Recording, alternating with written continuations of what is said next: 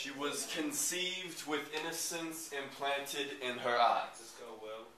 The kind only a mother with true love could give, but she was born in this village. Cradled between claims and counterclaims, so her name. It's not important. You see where she comes from? People are more like Auschwitz tattoos. Just numbers. Counted up and down in whole digits, at least we give them more credit than 3 fists, I guess.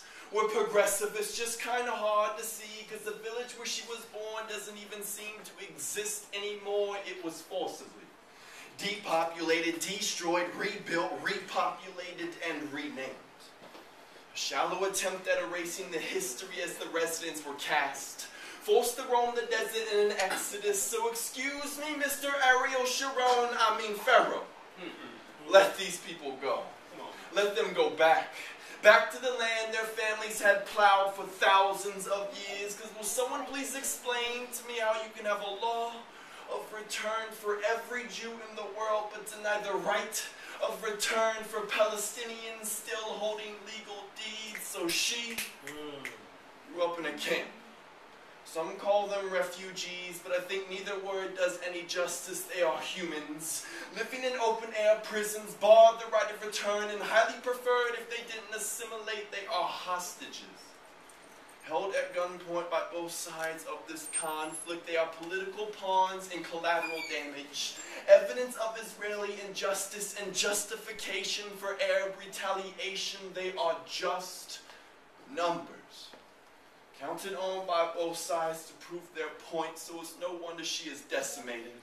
A product of violence and war, because it's all she's ever seen. And as Hasido used to say, the time to rise up is never prime, because Palestinians are still divided within themselves. So at 7, as the innocence in her eyes turned to sadness, she started collecting bullets, scavenging the battleground outside her house in search of hollow-tipped treasures to be traded with neighborhood friends, the same way privileged kids, the same way I used to spot basketball cards in playgrounds, because the sad thing is, they're both made in America.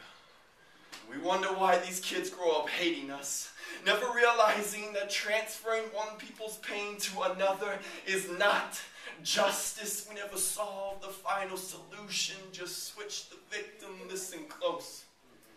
It's the gas chambers at Auschwitz are still breathing, killing innocents for no reason. As the white phosphorus and gussa burns, when will we learn? They don't hate our way of life. They just hate that our tax dollars dictate the way they live theirs. So as she grew older, her life seemed worth losing. Innocence completely removed, and in its place occupied desperation. So as the last seconds of her life ticked away, she took a stand, strapped supplies to her shoulders and left, prayed for courage and arrival upon her target. She reached into concealed bags as a trigger. Did its job, so she dropped.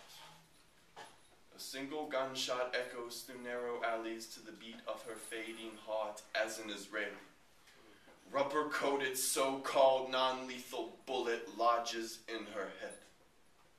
30 seconds of brain-dead life left in her body. It was the freest she ever felt, but her target, refugee boy aged 12, bleeds to death as medical supplies spilled from bags attached to her lifeless shoulders litter the ground beside a blood-stained Red Cross ID number 1948. So numbers readjust. 2 more innocents killed, too much time being wasted. It seems like our ability to count death tallies exceeds our accountability. I wonder what her name really was. I wonder if anyone even cares.